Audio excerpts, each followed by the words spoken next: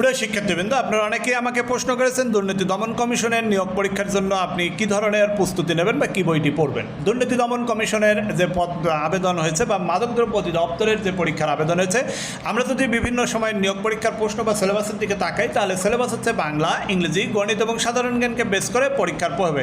এখানে দুর্নীতি দমন কমিশনের বেশ কয়েকটি পদ আছে এবং মাদকদ্রব্য অধিদপ্তরের বেশ কয়েকটি পদ আছে। যার কারণে কিছু পদে প্রিলিমিনারিতে, কিছু পদে লিখিততে পরীক্ষা হবে। প্রিলিমিনারি বা লিখিত যেভাবেই পরীক্ষা হোক না কেন, পরীক্ষার সিলেবাস হচ্ছে বাংলা, ইংরেজি, গণিত এবং সাধারণ জ্ঞান। পরীক্ষার সিলেবাস হচ্ছে বাংলা, ইংরেজি, গণিত এবং সাধারণ জ্ঞান।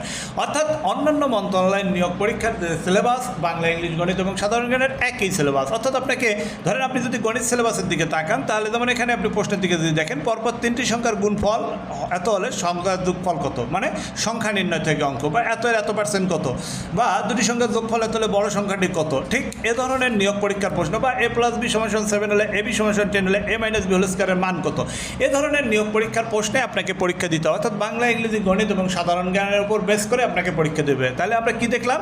তাহলে দুর্নীতি দমন কমিশন, খাদ্য অধিদপ্তর, সমাজসেবা অধিদপ্তর, প্রাথমিক শিক্ষক নিয়োগ, শিক্ষক নিবন্ধন, প্রিলিমিনারি সহ মন্ত্রণালয় অধিদপ্তরের নিয়োগ পরীক্ষার সিলেবাস এক হওয়ার কারণে প্রত্যেকটি মন্ত্রণালয়ের জন্য আলাদা আলাদা বই না পড়ে আমরা নিউমেরিক জব প্রিপারেশন বইটি ভালো করে পড়বো। আশা করি আপনাদের সকল মন্ত্রণালয়ের নিয়োগ পরীক্ষার শতভাগ প্রস্তুতি কমপ্লিট হবে।